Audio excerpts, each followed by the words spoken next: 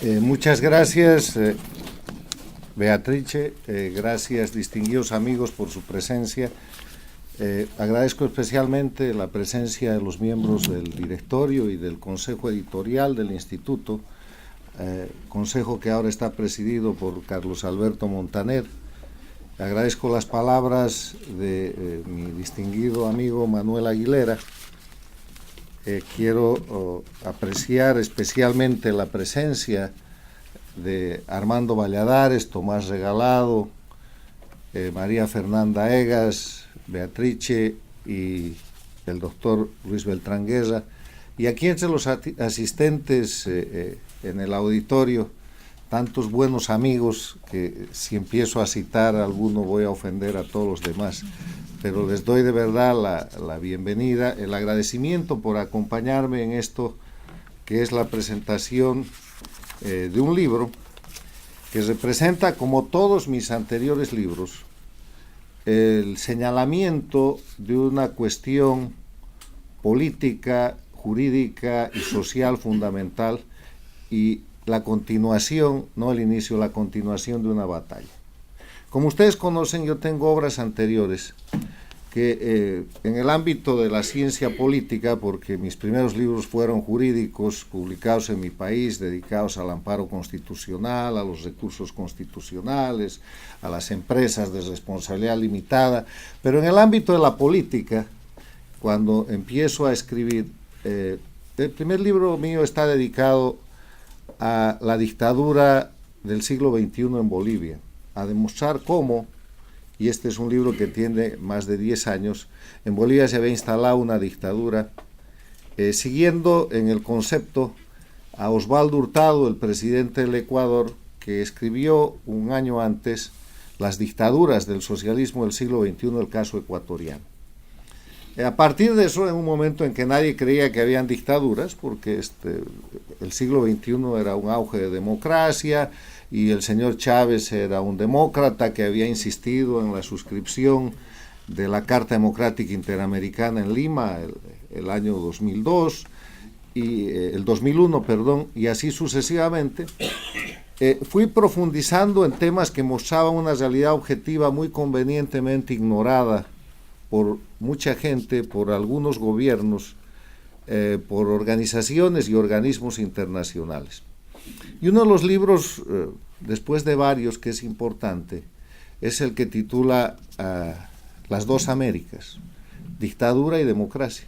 Hace aproximadamente 5 años yo le planteo a la sociedad la existencia de dos Américas, pero no dos Américas latina y anglosajona por el tema cultural, no dos Américas económicamente hablando, la del primer mundo y la del tercer mundo, no dos Américas siquiera socialmente hablando, sino dos Américas que estaban organizadas en ese momento por un grupo de dictaduras lideradas por Cuba y que estaban integradas por Venezuela, Nicaragua, Bolivia, Ecuador con Rafael Correa, y que tenían influencia que se iba perdiendo de la Argentina de los Kirchner, del Brasil, del Partido de los Trabajadores con Lula, y una presencia muy extendida en Centroamérica con el Petrocaribe, y que configuraba un eje de confrontación diferente, porque no había ideología de por medio, había el hecho de tomar y quedarse eternamente en el poder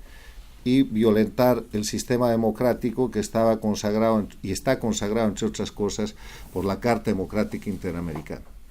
Varios libros después, hoy día les vengo a presentar Castrochavismo, que es una sola palabra.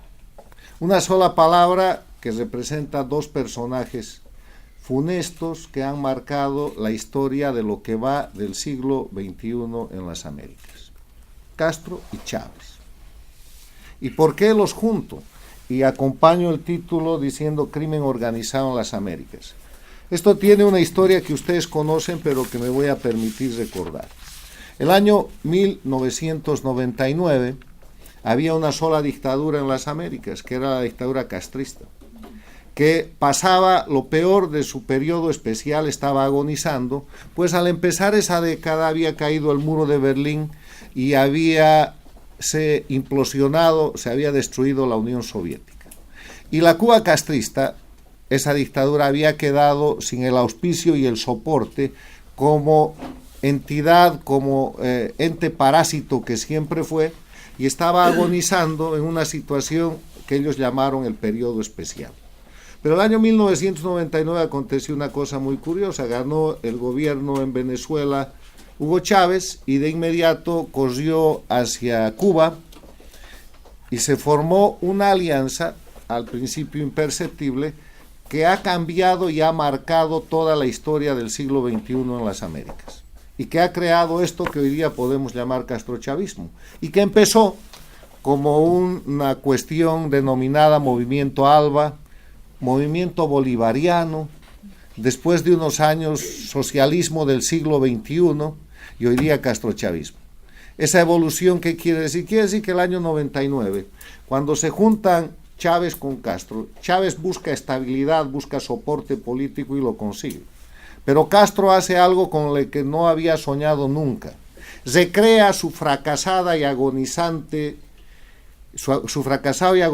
proyecto que él llamaba Revolución, iniciada el año 59, que había ensangrentado las Américas con las guerrillas de los años 60, que la había seguido ensangrentando con la de los años 70 y los 80, la guerrilla urbana y el terrorismo, y que se fue más allá de las Américas, llegando a Angola, pero que estaba agonizando porque se acabó la fuente de financiamiento y le llega una nueva fuente de financiamiento, que es la entrega que hace Chávez, no solo del petróleo de Venezuela, sino, como vemos hoy día, de Venezuela entera, que le permite a Castro recrear, bajo el nombre de Movimiento Bolivariano Proyecto ALBA, el castrismo puro y duro, y disfrazarlo de democracia, y con el dinero de Venezuela empezar a producir derrocamientos democráticos. El primero se produce en la Argentina, es el presidente de la Rúa el que cae. El segundo se produce en Ecuador y es Yamil Mahuad el que paga el precio. El tercero es el derrocamiento de Sánchez de Lozada en Bolivia. El cuarto es en Ecuador, de nuevo Gutiérrez, y después derrocan al secretario general de la OEA,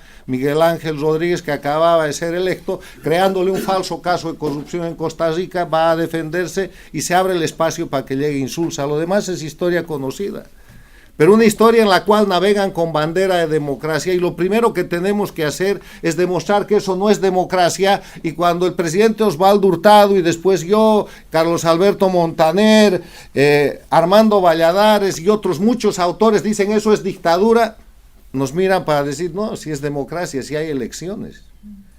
Hay elecciones en Venezuela, hay elecciones en Nicaragua, hay elecciones en Ecuador, y nadie se fija en que habían destrozado todo el ordenamiento legal y constitucional, acabado con el Estado de Derecho y creado una legalidad con leyes infames, que son leyes que violan los derechos humanos y las garantías fundamentales, para establecer un régimen cuasi legal que es criminal. Hoy día ya hay elecciones hasta en Cuba. Cuba acaba de reformar su constitución, qué barbaridad. Entonces, estamos en el marco de un concepto que yo introduzco al estudio de la ciencia social, que se llama dictadura electoralista. La dictadura electoralista no es otra cosa que una dictadura que usa elecciones donde se vota pero no se elige. Ojo con eso, se vota pero no se elige, para simular democracia y reclamar legitimidad internacional, que con mecanismos bien lubricados funciona o les ha funcionado relativamente hasta ahora.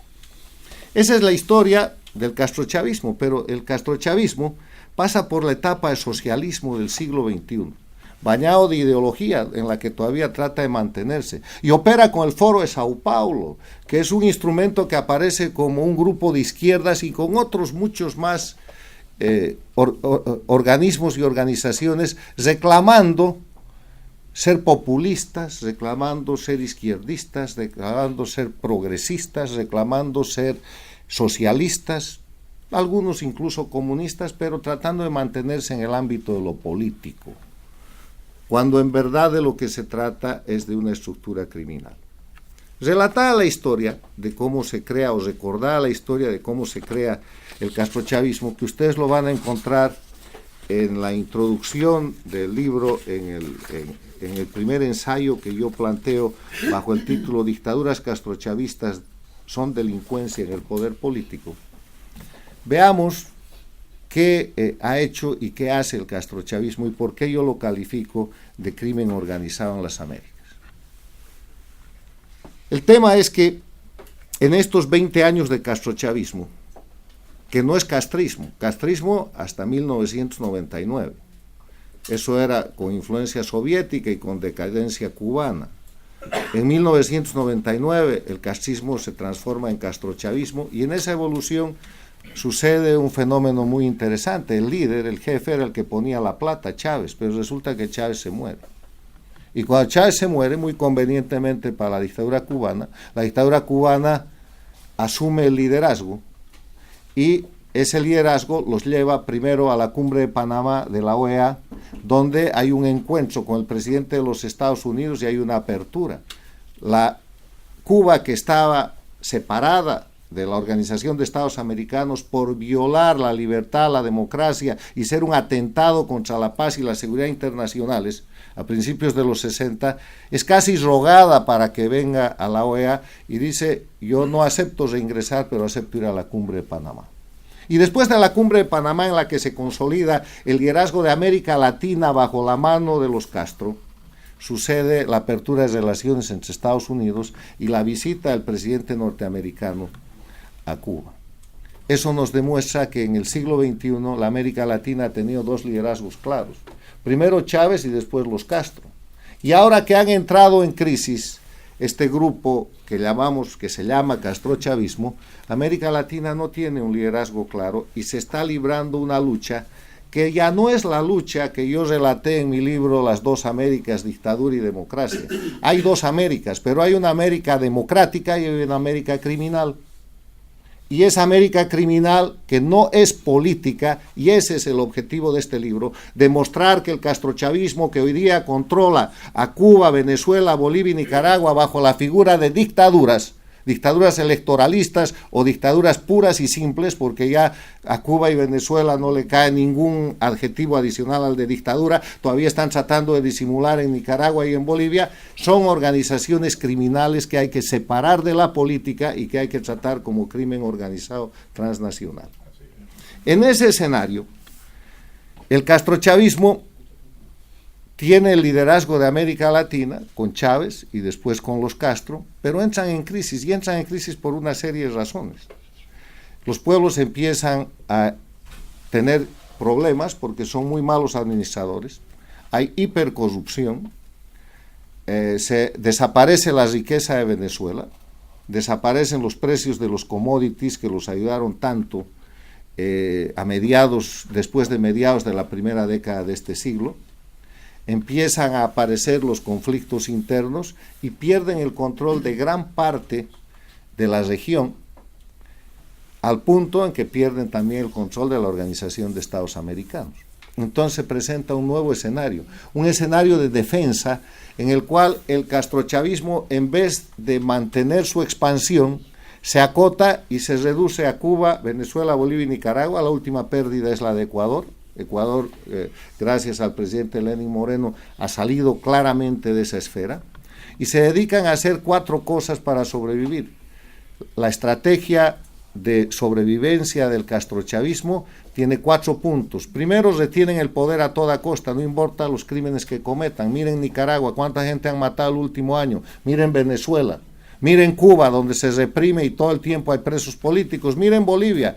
La presidenta de la Asamblea de Derechos Humanos de Bolivia acaba de informar que hay 131 muertes sin investigar por matanzas que el gobierno ha cometido y acaba de presentar una lista de presos políticos y nadie sabe. El segundo elemento de esa estrategia es conspirar contra la gente que los acusa y contra los gobiernos que defienden la democracia. Hay conspiración desde la Argentina hasta Estados Unidos.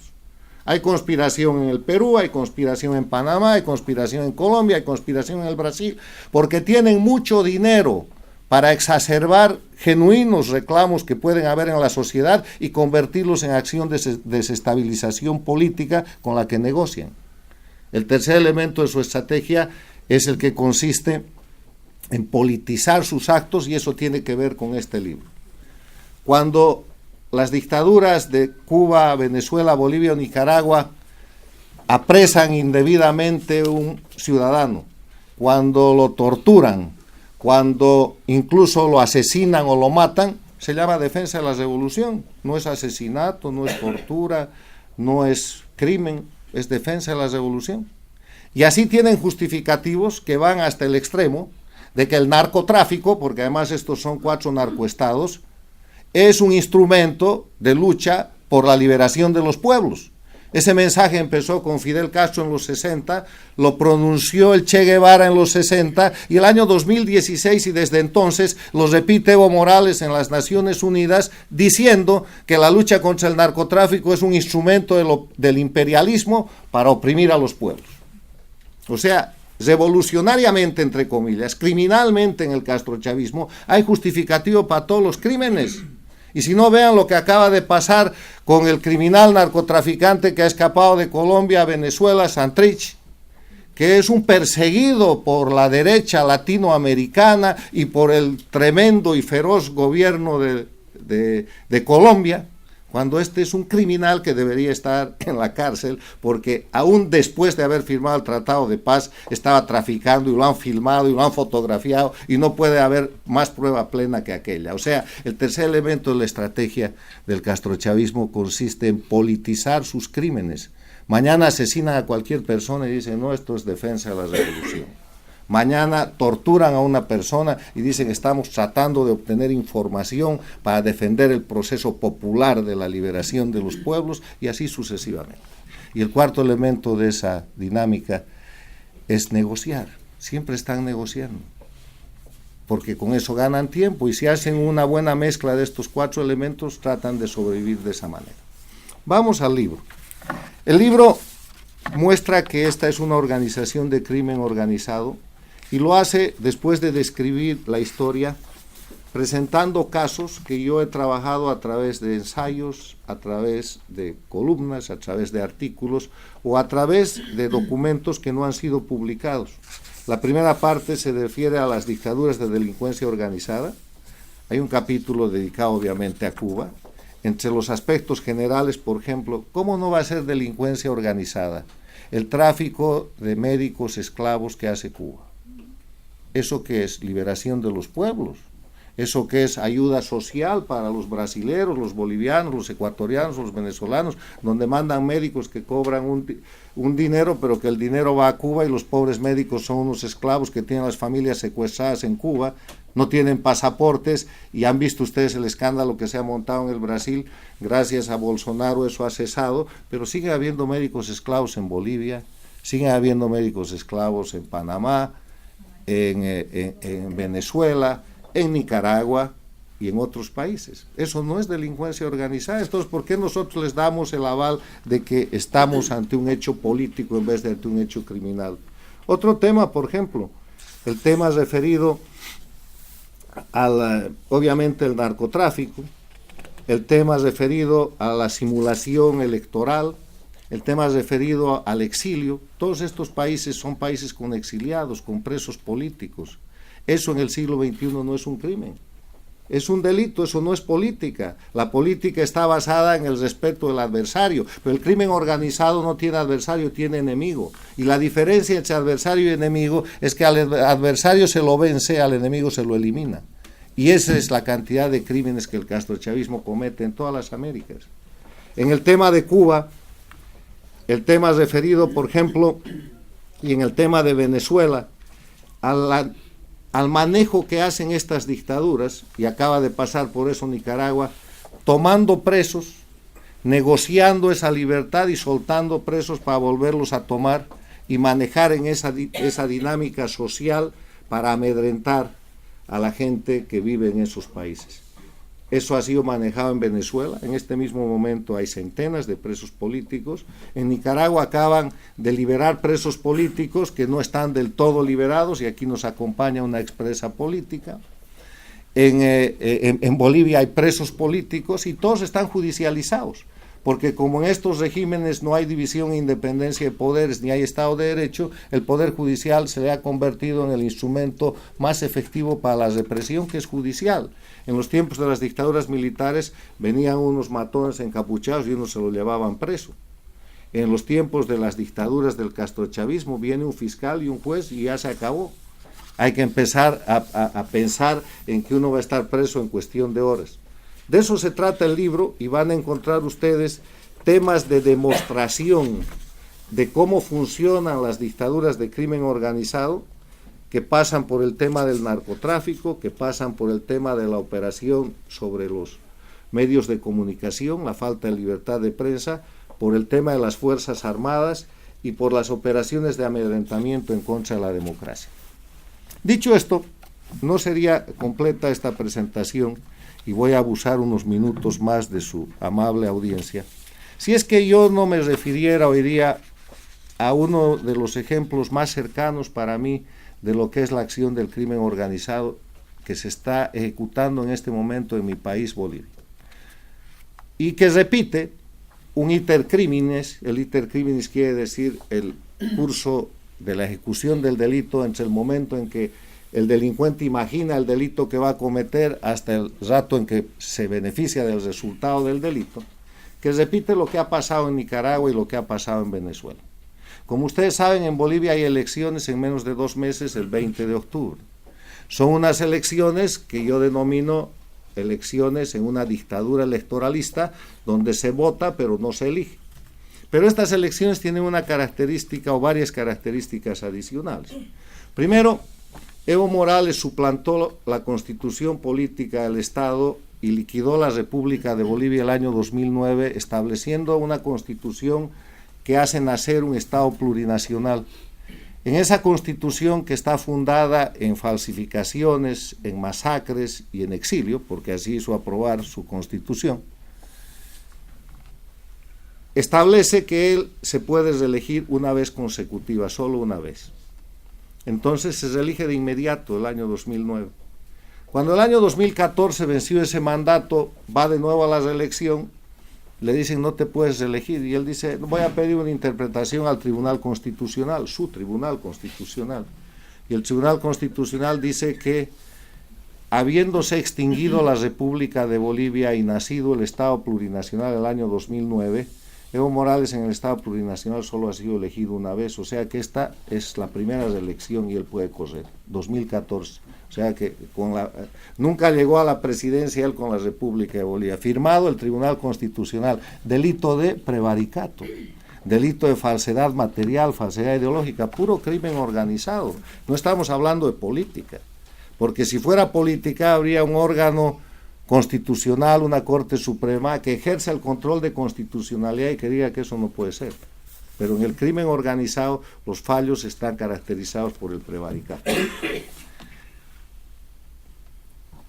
Posesionado y ganada esa elección, de inmediato Evo Morales pide un referéndum para que el pueblo diga si él puede ser reelegido indefinidamente.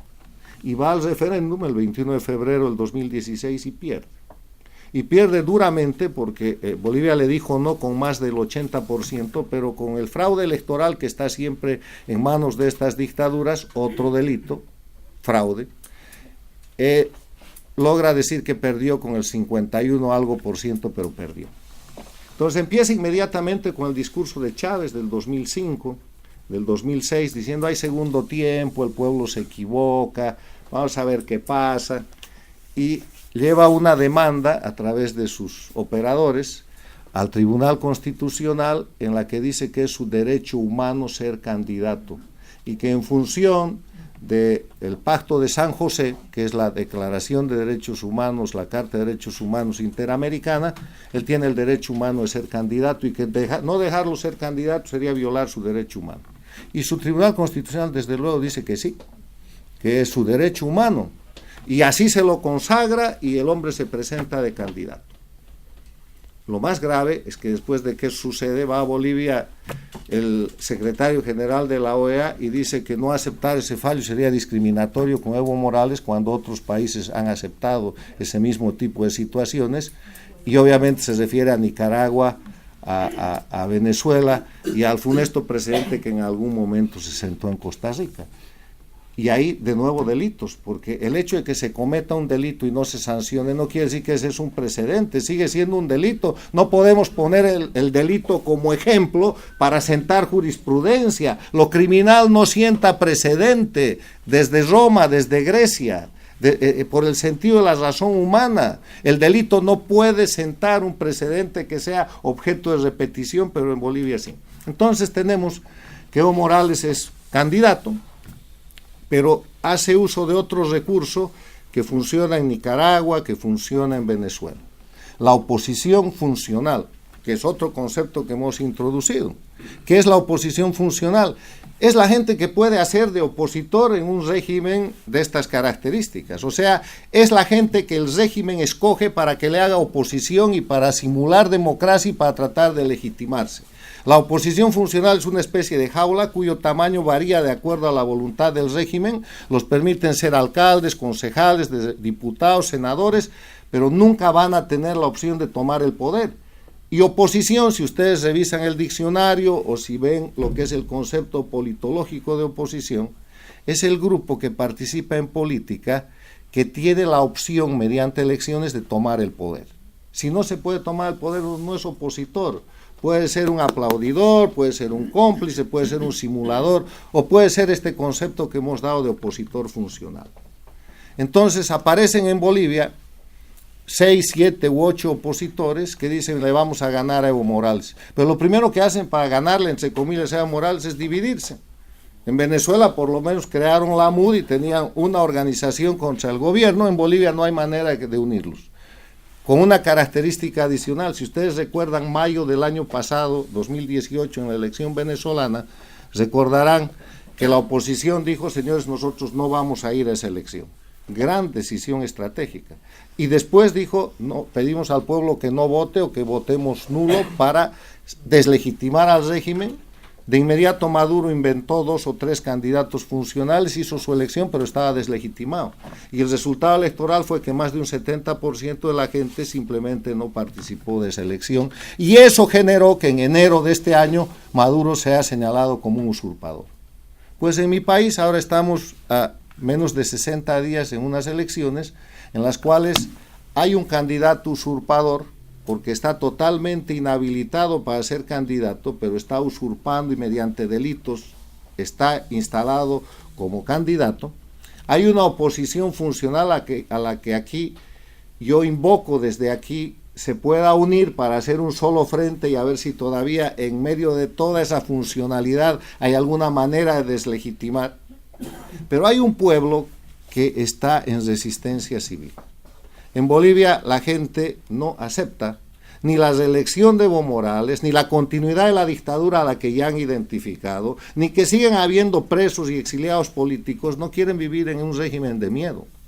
Entonces, cuando la gente no tiene el vehículo político que los represente para ir contra el opresor, que deberían ser naturalmente los partidos y los líderes políticos que están hoy día comprometidos en Bolivia dentro del país en ser opositores funcionales, el pueblo va a sus comités cívicos, el pueblo va a sus dirigentes barriales, han reactivado el Consejo Nacional de Defensa de la Democracia, que sirvió en la década de los 70 para recuperar la democracia en manos de las dictaduras militares, y el pueblo boliviano está en movilización.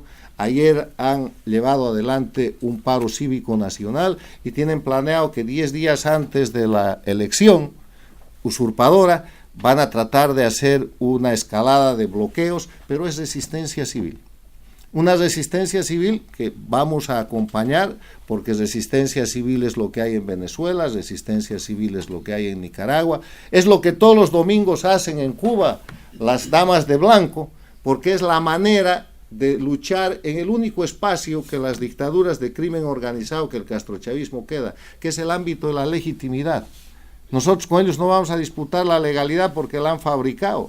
Tienen preparado el fraude electoral, no les importa que la gente vote o no vote, las máquinas y las computadoras van a dar el resultado que ellos quieren, tienen preparados los actos con apoyo internacional para volverse a posesionar, tal cual ha pasado en Nicaragua, tal cual ha pasado en Venezuela. Eso es lo que se está preparando en Bolivia. ¿Y qué es eso? Es castrochavismo, porque esta no es una idea de Evo Morales. Evo Morales es el operador, es el factor, es el títere del castrochavismo. Le decía papá a Castro y le decía jefe a Chávez, y hay grabaciones de eso, que lo han puesto ahí y que están sosteniendo un sistema que es casi una franquicia criminal, Termino diciendo que el castrochavismo es crimen organizado y no política, porque la política es una actividad definida como una actividad pública de servicio, en la que en las posiciones elegidas por el pueblo hay las características de temporalidad, no hay ningún cargo eterno en política, rendición de cuentas, hay que rendirle cuentas porque al pueblo, porque uno maneja recursos que son de la comunidad, y además de eso responsabilidad, cosa que no tiene ninguno de los dictadores castrochavistas, razón por la cual mi afirmación definitiva es que estas organizaciones, esta organización, porque es una, de delincuencia organizada transnacional liderada por Cuba y establecida en Venezuela, en Bolivia y Nicaragua, no va a salir por medios políticos porque ellos no hacen política. Ellos han cumplido con el sueño del narcotraficante colombiano Pablo Escobar de tomar la política para tapar y para encubrir y para mejorar su crimen de narcotráfico. La diferencia es que el castrochavismo ha hecho eso, ha tomado la política para cometer un bagaje de crímenes donde está el narcotráfico, pero donde están las detenciones indebidas, la falsificación, la corrupción, los crímenes de lesa humanidad, el terrorismo, la sedición, la conspiración contra las democracias, todos los delitos. Dígame qué delito no comete el castrochavismo. Desde la extorsión pública, el secuestro, el asesinato de la reputación. O sea, es una organización criminal. Termino diciéndoles que el eje de confrontación hoy día en las Américas, porque siguen habiendo dos Américas, es la democracia versus la delincuencia organizada transnacional. Y si somos capaces de llamar las cosas por su nombre, de tratarlas como corresponde, hemos de recuperar más rápidamente la libertad y la democracia para los pueblos de Cuba, Venezuela, Bolivia y Nicaragua. Muchas gracias.